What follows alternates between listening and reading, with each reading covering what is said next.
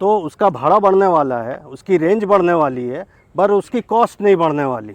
Normal में 6 रुपया खर्चा होता था, इसमें 1 रुपया कमाई कमाई कमाई कमाई। दोस्तों, टाटा मोटर्स ने टाटा एस ईवी को नए अवतार में पेश किया है। अब इसमें जो पेलोड कैपेसिटी है वो बढ़कर 1000 किलोग्राम हो गई है। इसकी रेंज को भी बढ़ाया गया है। इसके अलावा कुछ और भी चेंजेस किए गए हैं। जो ये नया प्रोडक्ट है, इसको लेकर कस्टमर्स के दिमाग में कई सवाल हो सकते हैं, जिनका जवाब जानने के लिए हमारे साथ हैं विनय पाठक जी, जो कि हैं बिजनेस हेड टाटा मोटर्स में स्मॉल कमर्शियल व्हीकल सेगमेंट के लिए।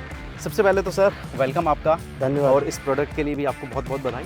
शुक्रिया। सर, पहला सवाल मेरा ये रहेगा कि क्या वो ज़रूरत आपने देखी मार्केट में जिस वजह से इसको 1000 किलोग्राम कैपेसिटी में लाया गया?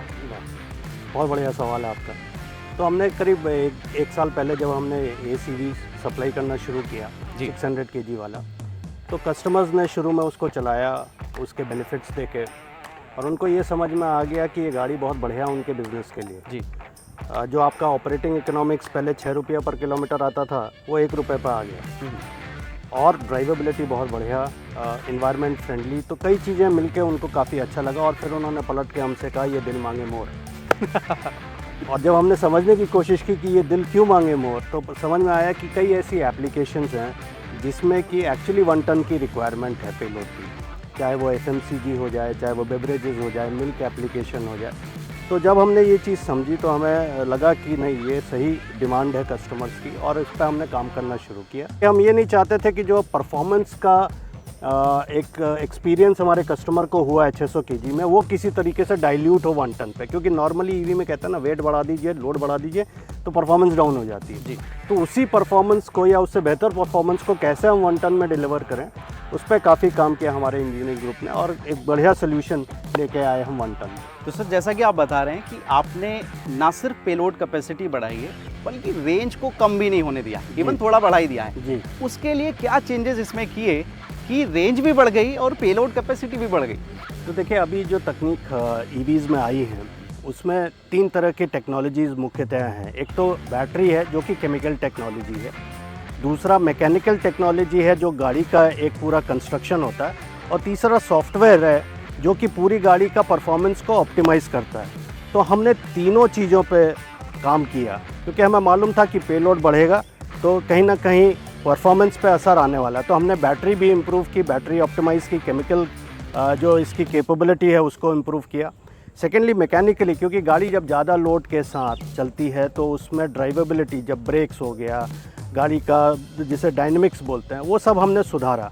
और तीसरा जो हमने सॉफ्टवेयर पे काम किया, क्योंकि अब हमारे पास लगभग 1.8 करोड़ किलोमीटर्स का डेटा अवेलेबल है, जो कि ACV चल रही है रोड पे। तो वो डेटा लेते हुए हमने देखा कि सॉफ्टवेयर को कैसे हम इम्प्रूव कर सकते हैं, और वो सॉफ्टवेयर ऑप्टिमाइजेशन किया, और ये तीनों मिला के हमने फिर 1 टन आपके सामने पेश की। अब ये तो बात होगी जो चेंजेस हैं, रेंज बढ़ गई है, पेलोड कैपेसिटी बढ़ गई। इससे अगर हम एक एवरेज निकालें, कस्टमर को कैसे, मतलब पैसों में कैसे फ़ायदा होने वाला? अब देखिए क्या होता है कि भाड़ा तो लोड के हिसाब से ही मिलता है ना कस्टमर। बिल्कुल। तो अब 400 kg ज़्यादा भाड़ा ले जा पाएगा, उसको भाड़ा बढ़ेगा, बट गाड़ी का ऑपरेटिंग इकोनॉमिक्स जो 1 रुपया पर किलोमीटर है, वो नहीं बढ़ेगा। तो उसका भाड़ा बढ़ने वाला है, उसकी रेंज बढ़ने वाली है, पर उसकी कॉस्ट नहीं बढ़ने वाली। तो फ़ायदा ही फ़ायदा है। तो फ़ायदा ही फ़ायदा है। अब फ़ायदे की बात आई है तो मेरा आखिरी सवाल भी उसी से जुड़ा हुआ है। इस व्हीकल के साथ आप कुछ एक्स्ट्रा एड ऑन बेनिफिट्स देते हैं, जैसे कि फ्लीटेज हो गया, ESCV हो गया, उनके बारे में थोड़ा सा अगर कस्टमर्स को बता पाएँ। तो देखिए, अपने सेगमेंट में ये अकेली गाड़ी है जो कनेक्टेड व्हीकल है। कनेक्टेड व्हीकल मतलब इसमें हमारा एक फ्लीटेज करके टेलीमेटिक सोल्यूशन है, जो कि न केवल डेटा गैदर करता है लोकेशन का और performance of the vehicle, but battery का भी काफ़ी डेटा उसमें सम्मिलित रहता है। तो कस्टमर्स के लिए सारा डेटा रहेगा गाड़ी के बारे में, गाड़ी कहाँ है, कैसी चल रही है, कितना किलोमीटर और चल सकती है, बैटरी की कंडीशन क्या है, बैटरी की लाइफ क्या है। तो ये सब चीज़ें जो टेलीमेटिक सोल्यूशन के थ्रू हम कस्टमर्स को प्रोवाइड कर सकते हैं, वो इस गाड़ी में मौजूद हैं। और ऑपरेटिंग इकोनॉमिक्स तो है ही है।